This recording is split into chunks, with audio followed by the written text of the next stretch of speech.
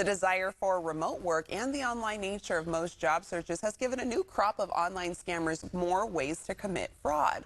Online job scammers seem to be masters of disguise and hiding behind too good to be true offers that seem incredibly appealing. Schoolsfirst Federal Credit Union is here to talk about job search scams and how to avoid them.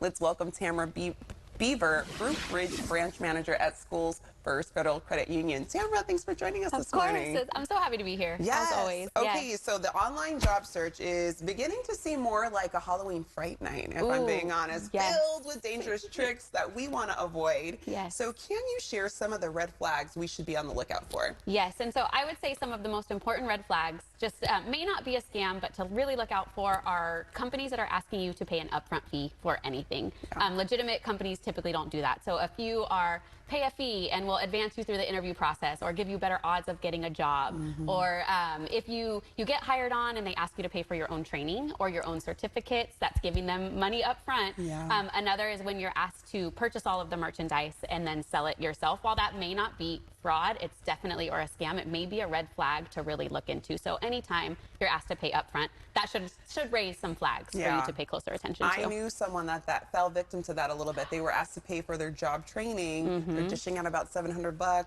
The math's just not mathing. Right. So the math is not mathing. It's not mathing. And speaking of job scammers, do any of them go as far to hire people? Yes. So if we think about it, when you get hired on at a job, what are you then doing? You're providing all of your personal information. So you may get through an interview and be hired and then asked to provide your information, and sometimes including your bank account information, for a background check.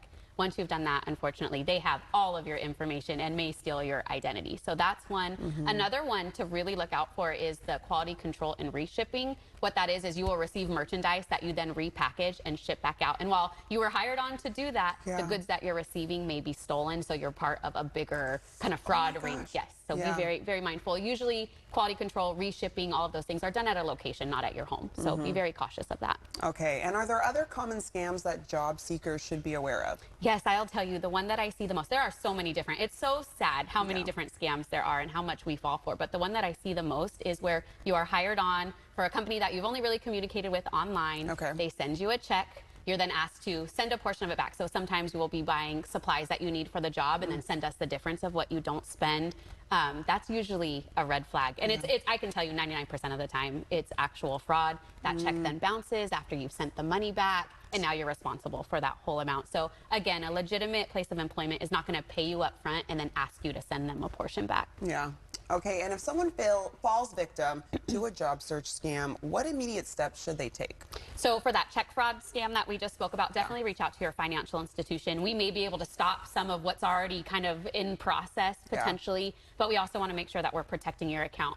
If you've given out your personal information, you want to reach out to the credit bureaus, your financial institution as well, but the credit bureaus, that's the three different, right? Equifax, TransUnion, Experian, to kind of put a block on your credit because somebody out there has your information and you don't want them stealing your identity and opening credit.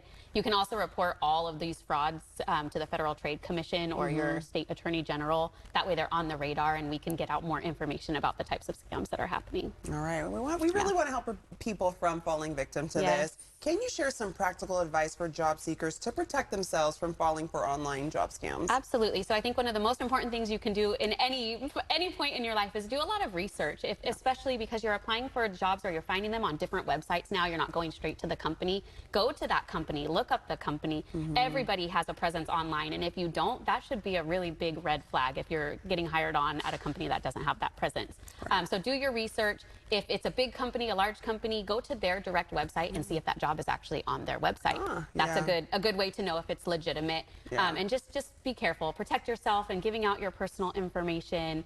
Do a lot of research. Sometimes it's really great to run something by a friend or a trusted person in your life and say, hey, how does this sound? Because usually if something's too good to be true, it typically is. So you really have to be careful. All righty. Tammura, you're giving us helpful information for those who are seeking for jobs, so thank you. We appreciate it. Of course. It's my pleasure. Thanks, Desiree. You bet. And you can visit one of the many Schoolsfirst Federal Credit Union branch locations as seen on the screen, and you can find out more online by going to schoolsfirstfcu.org. YCL will be right back.